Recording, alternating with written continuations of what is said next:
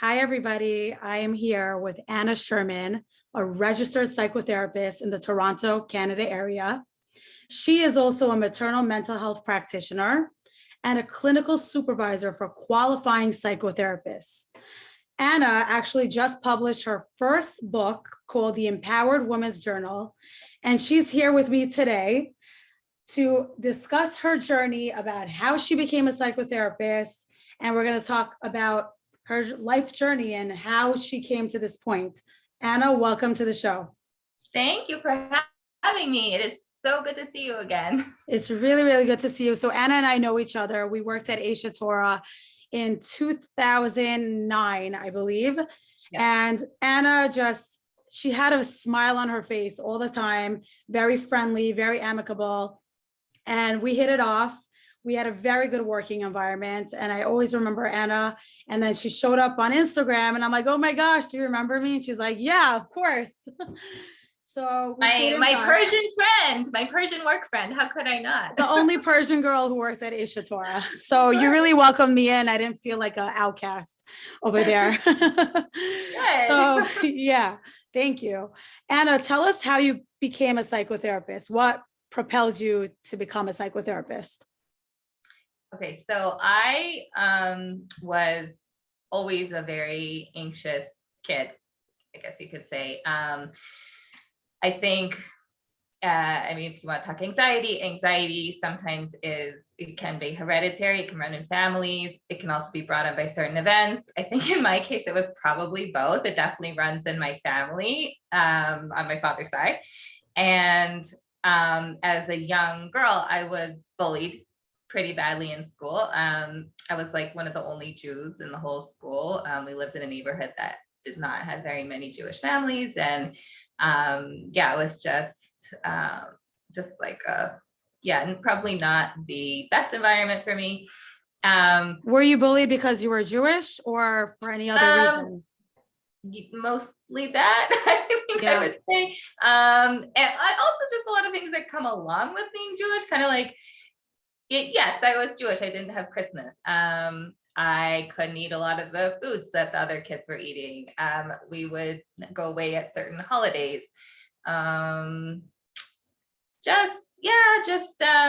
It's also just certain cultural differences I just wasn't used to. Just a lot of the things that the other kids seem to find to be the norm. Right.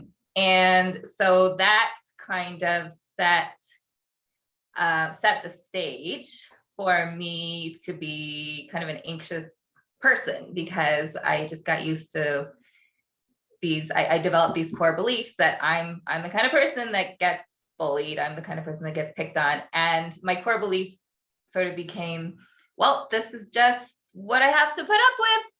This is my life. This is what I have to put up with. And it carried through into a lot of my adult life, actually.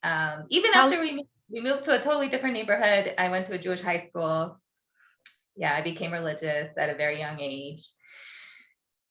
Yeah, what were you gonna say? Tell you? Yeah, I said, how did it fall into adulthood? Like, how did you carry that with you?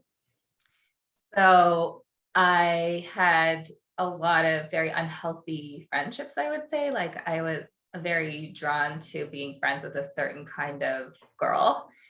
And I think those kind of girls were very drawn to being friends with me, because these girls that I was friends with, they were very like kind of controlling, dominant kind of personalities. And to me, those kind of girls were very exciting and fun, and they kind of like dragged me along into things, whatever kind of projects they were doing. And for them, I think they saw me as somebody that they could control, and that made them feel good that they had somebody that they could control. And there were elements of those friendships that were really fun and great for me. There were also elements of those friendships that were really unhealthy, because a lot of those girls, along with being controlling, they would also just kind of put me down and make me feel bad, because that was another way to make them feel better if they were lacking in their own self-esteem. Some of them were actually jealous of me, and for whatever reason. And so, that they would, sort of put down, could be like sort of controlling, bossy, critical. And again, the belief that I had in my head was, well, this is just what I got to put up with because I need to have friends. And if I want to have friends, I just got to sort of put up with it. And did you ever feel like you needed to speak to your parents or anybody else to help I always you? spoke to my parents. I'm very close with my parents. I always spoke to them. But parents don't always know what the answer is. Like as a young child, they were very concerned about the bullying. My father's from Detroit, so he always wanted to take like the back alley approach. Yeah. Like, let's meet those kids in the back alley and show them a little Detroit style. Right. And I was like, let's not do that. But as an adult, I think they kind of figured like, well, she's got to find her own way. And they didn't want to take my friends away from me. They didn't want to sort of tell me like, well, you can't be friends with these people. So they sort of tried their best to point things out and, show what was healthy and what was not, and help set up healthier boundaries. But at the end of the day, a lot of these friendships, Pasha, were not the healthiest. Right. And how did you get to a point where you found healthy friendships? So I would say from the time I was around 20 to the time I was about 26, that was kind of like a big roller coaster. Yeah, tell us about it. Huge roller coaster for me. And then that was at the end of that roller coaster. That was exactly when you met me. Actually, when I was on my road to recovery, that was such a good experience for me when you met me, when we were working together in Aish, and I was surrounded by good people and a wonderful job that I loved. That was a very healing experience. Wow. So yes, so when I was 20, I never actually spoke about this publicly, but I would say it was a pretty big trauma. So may as well share. Thank you. I had a best friend who we met when we were about 16, 17. We met actually on March of the Living, which is a trip. Yeah. We go to Poland and Israel, and you learn about the Holocaust and everything. And one of these very typical personalities that I just described, very exciting girl, very leader kind of personality, but also very critical, very controlling. But she took me under her wing, and we became fast friends, and it was like instant connection. We were friends for years, and at some point in there, I started dating my first boyfriend, first guy I ever was in love with. And then after 2 years, we broke up. And then when we were about 20, they got together. And your best friend with your first love. Yes. How did you find out? She told me one night. She said we're together, and that's it. And I was, and that wasn't the first time she had hurt me. She had hurt me very badly at other times, which I won't go into the details, but pretty bad, like to the point where the friendship had already sort of been dwindling. But this was like the final straw, and it sent me into a huge shock. Was this because you were still in love with your first love when you ended it? I wasn't in love with him anymore because I realized that, the relationship ended because there were things about his personality, which his behaviors, which I really did not respect, and I also didn't trust. And I didn't feel I could marry someone who I didn't respect or trust. Yeah. So, but did I love him still? Yes, absolutely. I still loved him very much. He was my first love, and it hadn't been that long since we had broken up. So it was very traumatizing. And they did it in such a way that they left me no space to process, to grieve. We were still very much in each other's lives. She and I, you know, I told her I don't want anything to do with her, but we still taught Hebrew school together. We still had a lot of mutual friends. We still lived in the same neighborhood. I still saw him all over the place. And they were very, they weren't nice about it. They were, you know, he yelled at me when I told him how upsetting this was, and he yelled at me. And she was very in your face. So that basically sent me on, I should say, like the next 5 years of roller coaster, where I just was in some not very healthy relationships. They did get married. I was in some not very healthy relationships, very unhealthy friendships, at culminating in a very abusive marriage to my previous husband. And that's when that period of time finally ended. Because I finally said enough is enough. Yeah. Do you feel like it was you that needed to change, or you needed to like stay away from certain people? What was it that was enough is enough? Enough so that's of when what? Yeah. So enough of allowing people to mistreat me. Mm-hmm.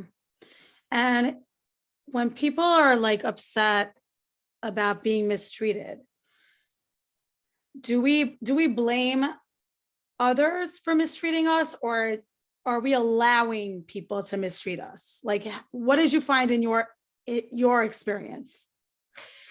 So yeah, it's a very good question. So in my experience, I think it's always important to take responsibility for, you know, the positions that you're in. Unless you're a small, helpless child and you're growing up in, you know, an abusive home where you have no choice, or you're going to be a ward of the state, or there's no way to get out, or you don't know any better. But as an adult, we do have choices, and it's not easy to create healthy boundaries. You know, it can be very lonely when you create healthy boundaries, and to say like, no, like I'd rather have fewer friends, if that means eliminating toxic people and toxic relationships for my own mental health. If that means having fewer friends, like some people would say, no, I'd rather have more friends. I don't want to lose my friends. It can be complicated. A lot of times you'll have, you know, a friend who's healthy and a friend who's not healthy, and like they're also friends. So you're gonna hang out with your healthy friend, but the unhealthy friend is around. Then you can't go over, you know, what does that mean? Like, how do you set those boundaries without shutting everybody out of your life? How do you do it without hurting other people? You know, when you don't want to hurt your friends, but you know your friends are toxic for you. Right. So I noticed you keep saying the word toxic. Define what toxic means to you. Like, because I feel like that word is thrown out a lot, especially on social media. You always see it like, oh, toxic positivity, toxic friend, toxic person. So anyone who's listening to this right now, is everybody toxic? Like, what does toxic mean? I would say toxic. I mean, I think the reason they call it toxic, it's because it's kind of like the effect of like toxic chemicals, where it's like sometimes there are people in your life, like there's a difference between having a healthy friend who's going through a hard time, and they might say something that hurts you, but really it's because they didn't mean it, or they're going through a hard time, and that's actually a healthy friend who you just need to have a word with or have a little heart to heart with. And then there are people who just their kind of personality, the way that they approach life, what they're getting from you and what they're doing to you is just never healthy. It might seem fun some of the time, or there might be elements about them that you like, but the relationship itself is just simply not healthy. Like, you're not going to get anything healthy out of it. In the end, very little good will come out of it. And if you're being left more drained than fulfilled, it's probably a toxic relationship. Right. It doesn't mean that that person is toxic for everybody, but for you, it creates this dynamic of like toxic chemicals always leaking into your life. Yeah, and you keep going back to it. Okay, so at a certain point, you decided enough is enough. I'm going to stop going on this route where I'm either attracting people who are toxic for me, whether it's friends or a significant other.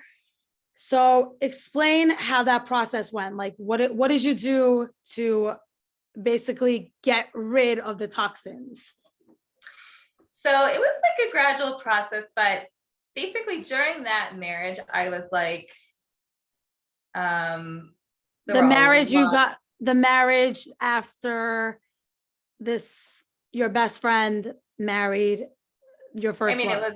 It was a couple years later, but it was a couple years later. Not the marriage I'm in now. Yeah. Previous marriage. So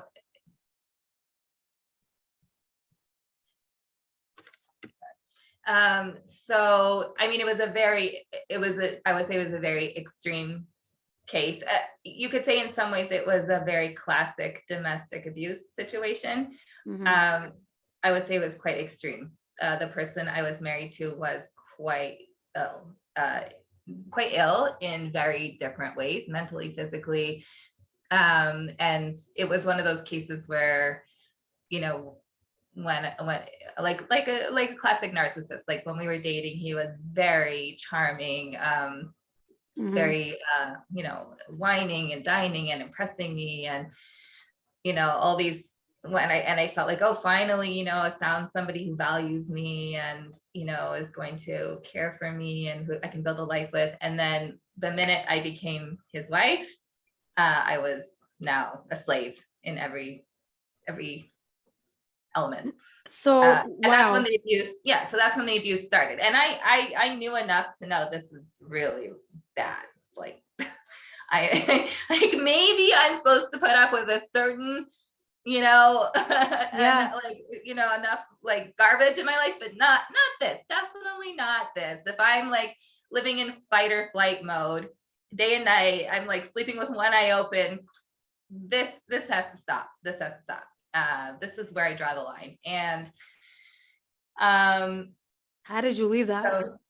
So yes, I won't go into the details of the abuse because it was too much. That's an entire story there. It was quite traumatizing. But I was told by many Rabbaim and friends of his, and you know, well-meaning people, you know, marriage is always hard in the beginning and stick it out, and you know, if Hashem brought you to this person, you should, you know, try your best to work through it. And there are many stories about, you know, great tzaddikim who are married to these shrews and they stuck with it because that's what Hashem wanted of them. And that just never sat with me. Like that just did not sit right with me. Like to have to live in fear. I did not think that was my place in life. Very shocking. That's very shocking that you received that advice. Oh, lots of it. Yeah, lots of it. And I was told it's very hard to get remarried, and you know, you have the strike against you, and you're a Baal Tshuva, and that's a problem. And, you know, all the things that people could say. But a good friend at the time, I mean, she's still a good friend. She recommended this amazing therapist in New York, and I went to him, and he just like within like 10 minutes, he saw exactly what was going on. And he said that from now on, after the session, he would only like to see me. And the following sessions that I had with him were basically where he helped me to understand how much I was agreeing to tolerate, and and how much potential I actually could have without this kind of abuse in my life. And I think that's when I really started to see clearly that I could stand on my own, and I could be empowered, and and being divorced, or being married, or being remarried, or not being remarried, that's not the goal in life. The goal in life is to be true to yourself, and to live a life of authenticity, and to live intentionally. And if you're living a life where you can't even speak, and you can't even live in peace without being afraid, or living in fear, living in panic mode all the time, then how is that living? How is that living? Like, why does that make you a righteous person? Yeah. To stay in a situation like that. And so I left, and I asked for a divorce, and it was not easy.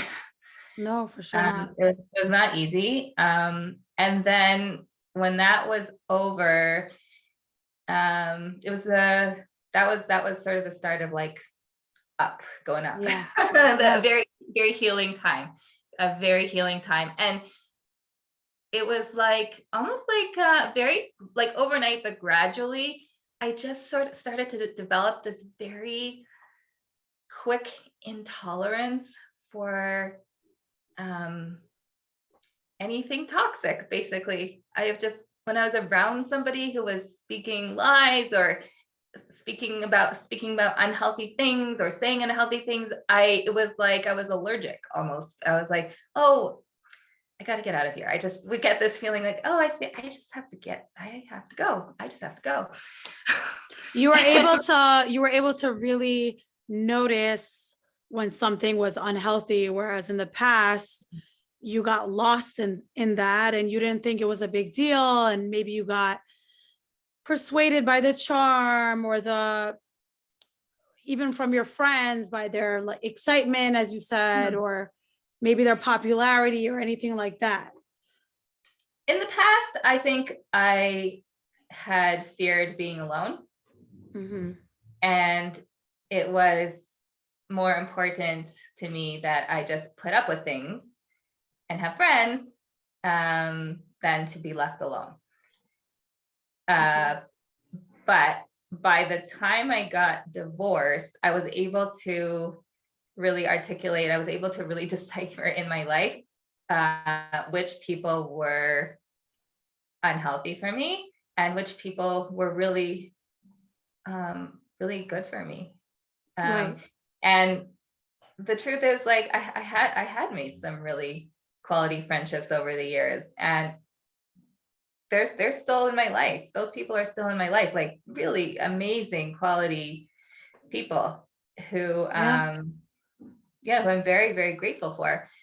And those are the ones that lasted, because those are the people that speak my language now. And the funny thing is, I guess funny, not so funny, but most of those people, most of those friends that, like, and we're talking about years later, that I still talk to, like, some of them on a weekly basis, some of them more, they've all gone through their own struggles, like all kinds of different struggles. Some of them grew up in abusive homes, some of them are divorced, some of them are remarried, some of them are widowed, some of them have lost children, some of them have special needs children, like a whole range of stuff.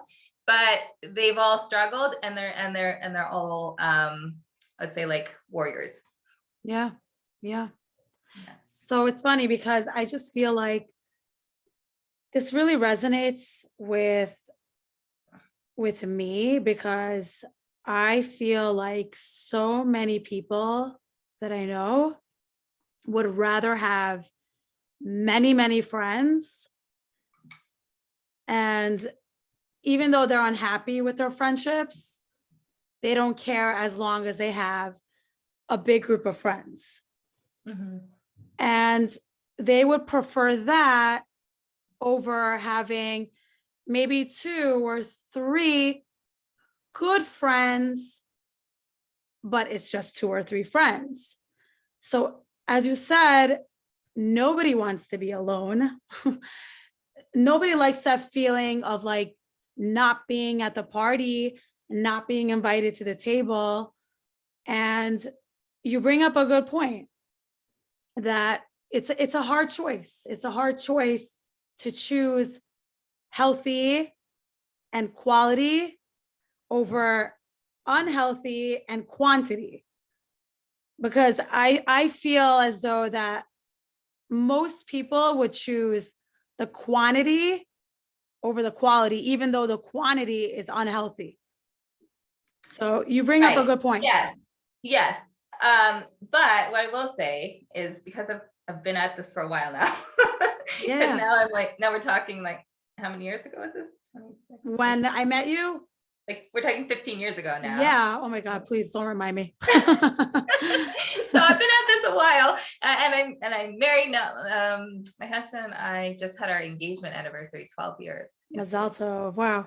Yeah. So I've been in it, but what I will say is, like, yeah, at the beginning, when you first start to go through this process of like eliminating and this whole, manifesting a more clean and authentic and healthy life for yourself, yes, it does seem lonely. And there's that saying, it's actually in my book, the higher your vibe, the smaller your tribe, right? Mm. That the more authentic and clean and healthy you want to live your life, yeah, it's going to be harder to find people that do this. But the more you're at this, the longer you're at this, that ends up being who you attract. So now, 15 years later, I wouldn't say, no, I only have 2 or 3 friends. I actually have a lot of friends, but they're carefully selected, and they're not all here in Toronto. I have some in Toronto, carefully selected. And then I have some really all over the world, because I met a lot of them in Israel, and they went back to their countries of origin. Some of them are in England, some of them are in South Africa, many are in New York, many are in Israel. Right.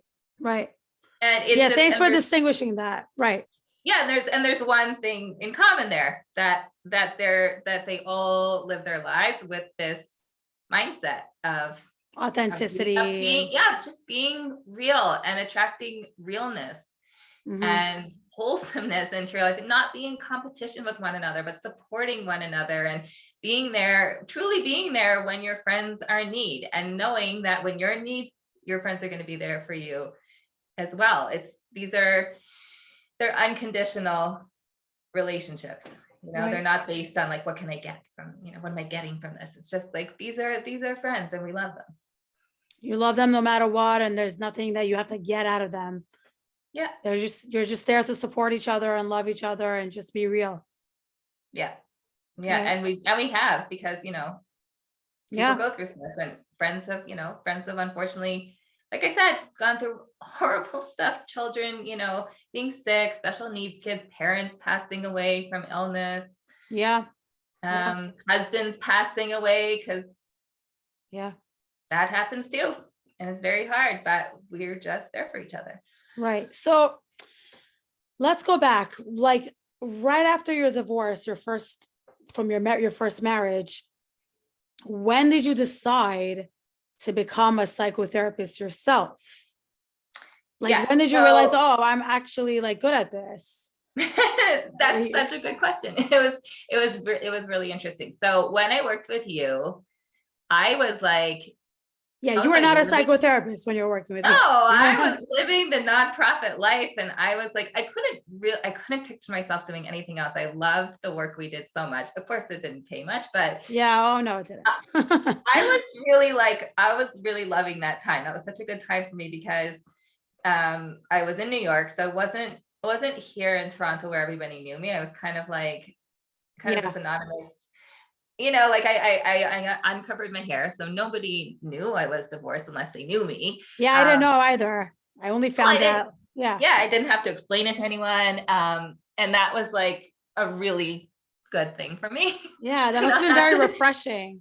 Yeah, just to not have to talk about it. Because when I would come back home to Toronto, everybody was like, oh, what happened? What happened? And why? And when? And it's like, leave me alone, please leave me alone. Right. Okay. Yeah. So, yeah. So I was like, yeah, just really, happy times. Like, what can I say? It was good, like good healing, happy times and Yeah. good friendships. And I felt like we had such a good team there. Like, I made some really nice friends there. Right. So then how did you decide So to go then, from so then, nonprofit? do you remember when everybody lost their jobs? Remember, Yes. like, yeah, 2008. Yeah. the Maida scandal had just hit, Oh yeah. and Mm-hmm. so many departments shut down. So I was one of those people who was affected by the Madoff scandal, by Bernie Madoff, and we lost our jobs. A lot of the donors backed out, and then, so what happened was I went home right before I lost my job. I went home for Pesach.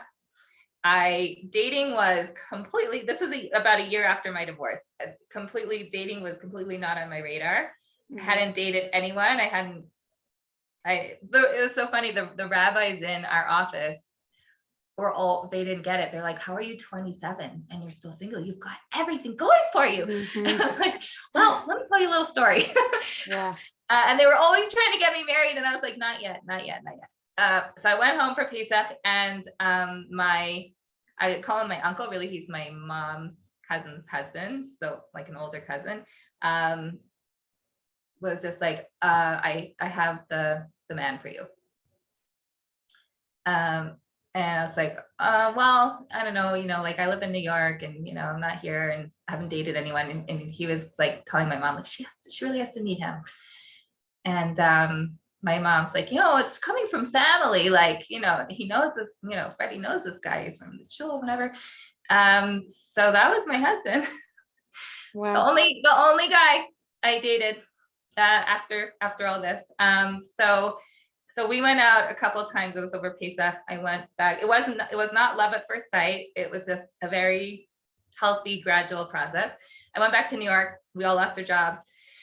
And then Hashkafa Pratis, however you want to call it. I ended up with a 3-month contract in Israel, working for the Jeff Seidel Foundation. And that happened to have been at the same time that my husband had already booked his ticket to go learn in the old city, which happened to have been, his yeshiva was right down the block from the office that I was in.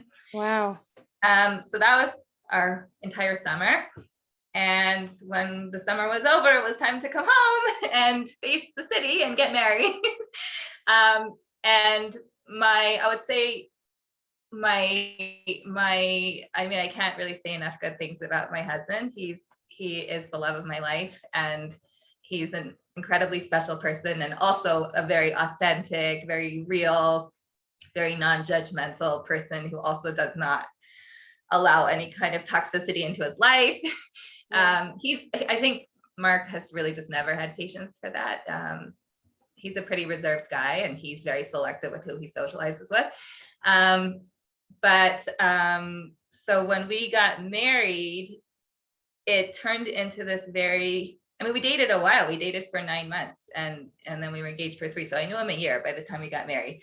It turned into this very healing transition. And I had already been doing a lot of healing for myself, but when I married my husband, it was, now life really calmed down and settled down a lot. And now I started to think about like, well, okay, I've just been through like 7 years of roller coaster, and I've learned a lot of stuff about myself. And I feel like I'm just, I'm settling down now, and I'm no longer running around Israel and New York and here and there. And we're now building a life together. Well, how am I going to take all this and do something with it? Like, I felt like I needed to make sense of this by like turning this into something. And around this time, I also found I was getting all these phone calls and emails from people, some that I knew really well, some that I like barely knew, people like they were like friends of friends, asking for help because they were going through divorce, or they had just gotten through a divorce, or they were in an abusive marriage, or they were dating someone and they didn't know what, and somehow like they just thought like, oh, Anna will have the answers. And I found I was just like, I ended up helping all of these random people, like left, right, center. And they would say to me, like, you're so good at this, Anna, like you have such a good mindset and you're so supportive. You should just be a therapist. And I was like, well, that's, yeah, it's a whole master's degree away. I don't know. But here I was doing this without getting paid. It's a Yeah. lot of energy. And then I was like, you know what the heck? And I Lo and became behold. I Yeah. became I got a master's degree, and Baruch Hashem, I'm very successful in Thank my career God. now. I have a very, very thriving practice. And I love what I do. I love my clients. I work with people who also are really desiring this kind of life of authenticity and intentional living, and finding their true self. Empowerment to women. I work with couples. I work with new mothers. I work with women going through infertility. I work with families. And now I have my book, which is all about helping women become authentic and empowered and intentional. And that's how it really happened. Wow. So, I mean, tell us about how this book can help women live authentic and intentional lives. Okay, sure. So I have to say it's funny because I'm a mother of twin girls. They're 9 years old, and yeah, and Nice. they're very cute and funny and everything. And I had to go through a lot of infertility help to get them, and so that was a whole journey that my husband and I went through together as well. But I feel like so much of the way that I raise them is because I want them to embark on a life of empowerment as young Jewish women who have so much potential. This is like the kind of book that I kind of like wrote it for like the future generations, like my girls and really all girls and all daughters, is because this is what I wish for them going forward, is for them to know that they are deserving of being themselves and not having to pretend and make excuses and put up with people that don't appreciate them for who they are. So anyway, so the journal, the Empowered Woman's Journal, so basically it's a guided journal that I created based on the principles that I use for women in my practice, for my clients, which are empowerment, authenticity, and intentionality.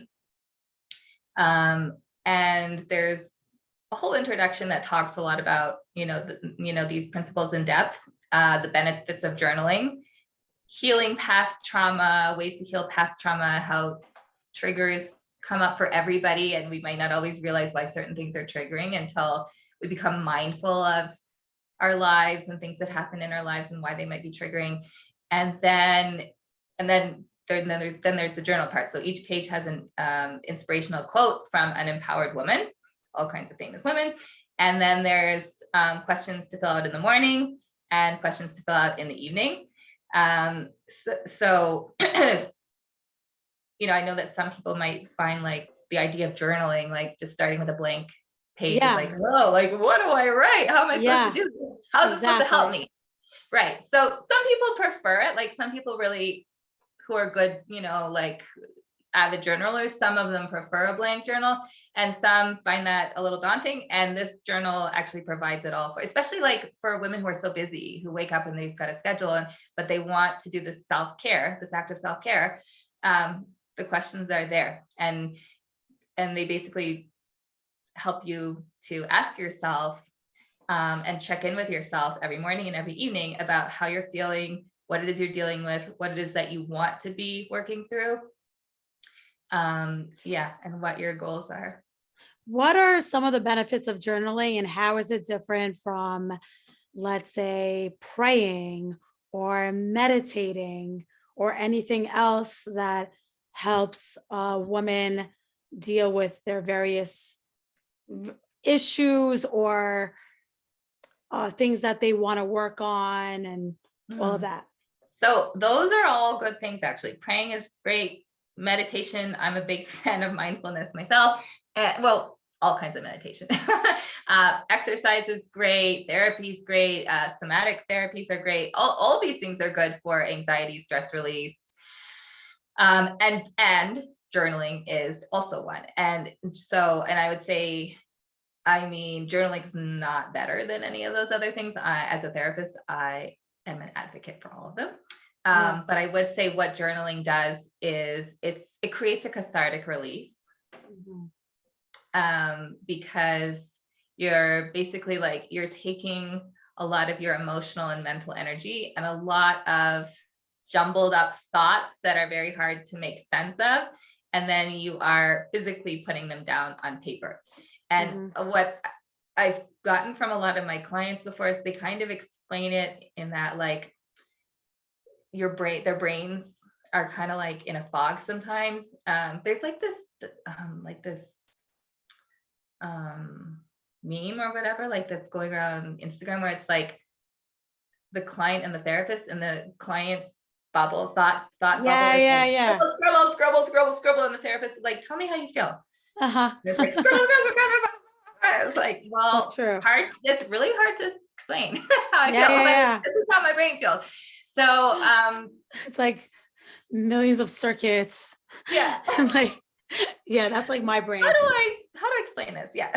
So what journaling does, and this is how my clients and colleagues and whoever else sort of have explained it to me, is like, sometimes my brain just feels like a bunch of scribbles, or I'm in a brain fog, and I start journaling, whether a guided journal or blank journal. I start journaling and I start putting my thoughts on paper, and then I look at it and I read it, and that's when I'm able to see clearly what it is that I'm feeling, and what it is that I'm going through, and what it is that I want to get through and work through, because now it's down on paper in front of me, and I can go back and read it the next day and bring a little clarity to my life, and like remind myself, like, oh, okay, this is what I was feeling. It's now in front of me. I can read it. And a lot of times people will also, they'll hold on to their journals and they'll go back. They'll go back like a few weeks or a few months and see like how they were feeling a few months ago and how they're feeling now, and sort of what the process had been to work through a lot of that stuff. And some people choose to hold on to these journals in reference so that they can go back and reference and remind themselves how they healed through something. And other people actually find it very therapeutic to burn their journals once they're done with them. Because it gets. I actually did that last year in COVID when I was in quarantine. Oh, wow. And it relieved you of that. I was in a very, very bad space. I was in quarantine for 2 weeks, stuck at home, and there was a lot going on in my life at that time. A friend was sick, and just there was a lot going on. Wow. And I was in deep despair. Like, I legit had some sort of depression. And I remember I just took out a pen and paper, and I just started writing everything that was going on in my head. And I was doing this for like half an hour, just writing and writing and writing. And then at the end, I literally looked at it, I crumpled it up, and I shredded it to pieces, and I threw it out, and I just felt so much better.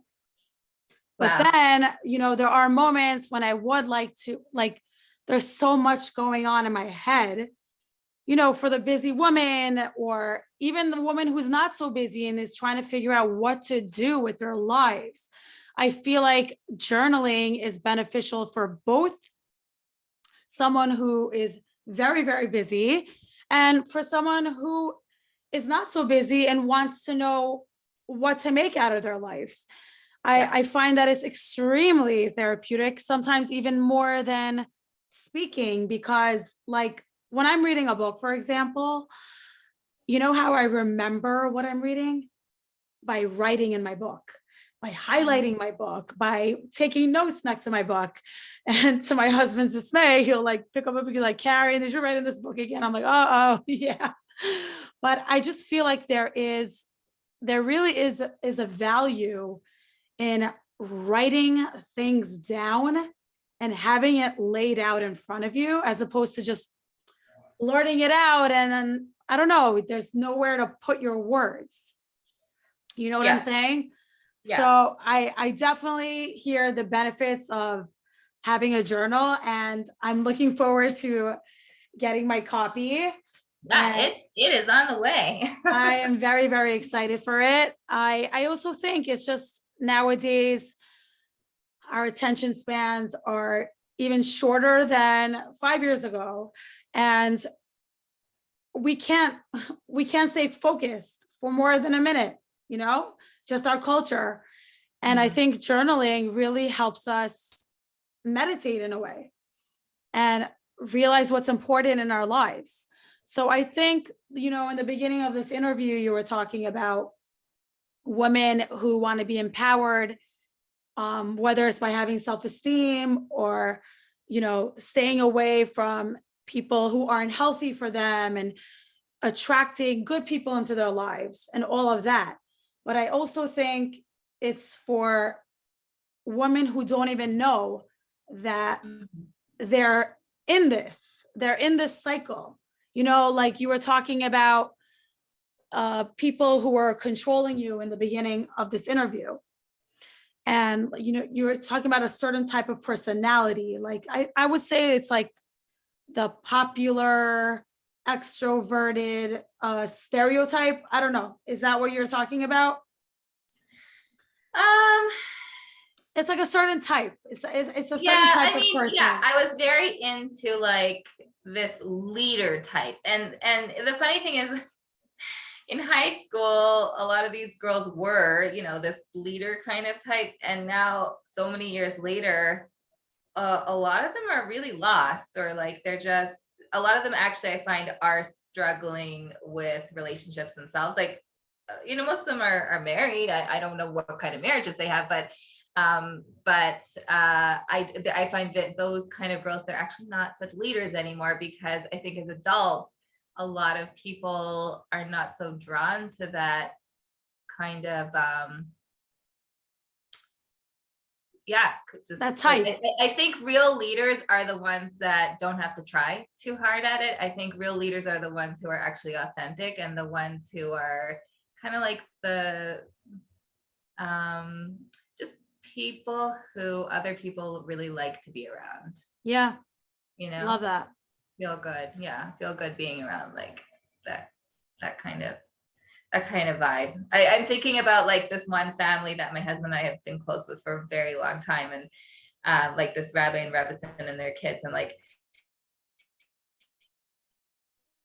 they're just the most normal, down to earth people, and they're a Kirov family, and they were never into like the big programs and the big Shabbatones, and that, like, they did a little bit of that, but mainly they just became such popular and well-respected leaders because they opened their arms and their homes up to so many young people who were searching. Right. And she used to do Kirov in her kitchen with just young girls and young women in her kitchen who were just eager to learn. And she would just be like, well, I can't sit and learn with you today, but you can come and help me with the kids and the cooking and the dinner and whatever. And people would just come and hang out and wash her dishes and listen to her words of wisdom. And that those are true leaders. They're very, very well loved, I would say, very well loved family. Just for that reason, I think those are who become true leaders. Yeah, I mean, I think our society is also obsessed with extroverts, Yeah, that only yeah, people who are very, very extroverted and social and loud and look at me, I'm the life of the party, those people are usually seen as the quote unquote leader type. But I think what you're saying is that there is the power of the introvert, and the the introvert has a lot of hidden potential that isn't necessarily seen or applauded by the general public, but they do have that power. They do have that leadership right, skill that other right, people, yeah. And I think like that's what I got from this as well, that right. there And is the yeah, so power in the like I introvert. would say, yes, like I would say, to give an example, just like for your point. So one thing that's happened in my career is, I would say, like in the last 5 years, 6 years, more probably, I don't know, Yeah, it doesn't like matter. 6 years, yeah, is that, I whatever, just because people read what I wrote or came to speak to me or whatever, I get asked, on occasion to go and give a lecture, which I very much enjoy doing, especially on certain topics, or sometimes they'll give me the topic, or they'll ask me to choose a topic that I like to speak about. And I'll go and speak, to a shul group or at Aisha Torah. Like a lot of times these singles events, they'll ask me to be the speaker to talk about, relationships and dating and, working on yourself and things like that. And and I've just found that, like, there are just other women that, that I come across in the community who are just like, but well, how did you get that? Like, why didn't they ask me? Like, I asked them if I could give a talk, and I really wanted to. And like, some of them are, aspiring therapists, or they're coaches, or whatever. Like they want to be, in that kind of position too. And just like, they ask me, and I just go and do it. And like, it's something I enjoy doing. It's not something that I spend much time chasing after, because I'm pretty busy working and taking care of my family, Baruch Hashem.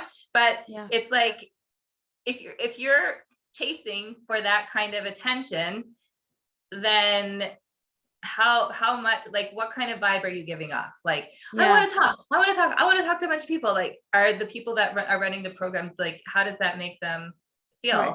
When you're coming and begging them for attention to go and be a speaker? Whereas like somebody who you just read her article, or you just like want to talk to her, and she's like, oh, she's cool, she's relatable, like, yeah, why doesn't she talk to this group? Like that is a lot easier to work with than, and I think probably seems a little bit more appealing than somebody who's just like chasing it.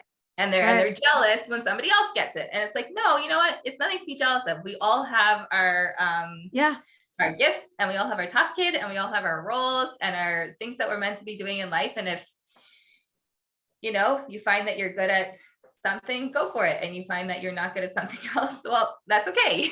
Like, that's okay. You're good at something else. And like, love it. Just be a real person. And that's how things will work out best for you. Wonderful. Anna, can you give one last message to the listeners right now? Something you want to tell the listener? Sure. So I would say this is a message that goes for people, anyone who is trying to figure out their path in life, trying to find their soulmate, trying to find their career path, trying to work through their own relationship challenges, people who are struggling to have a family and to have children. I would say that, like, it's really, really important to know your worth. The empowered individual knows their worth. They know their value. And no matter what you have been through in your life, or what you're struggling with in your life, you are deserving. You're deserving of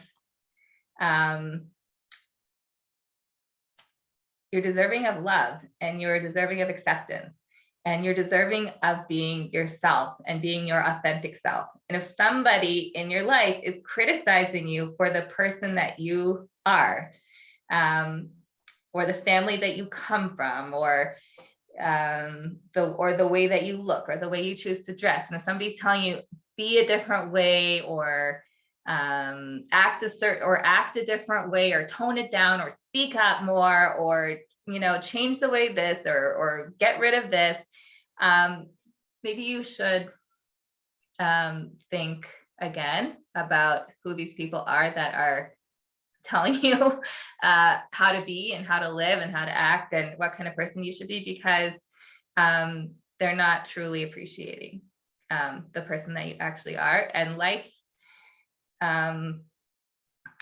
can't truly be enjoyed if you're constantly faking it.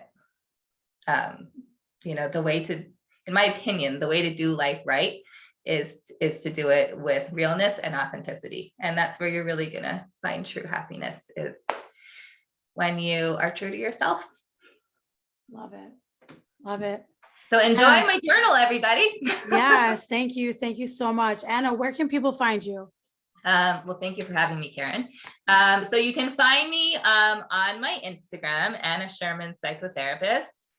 So Anna_Sherman_psychotherapist.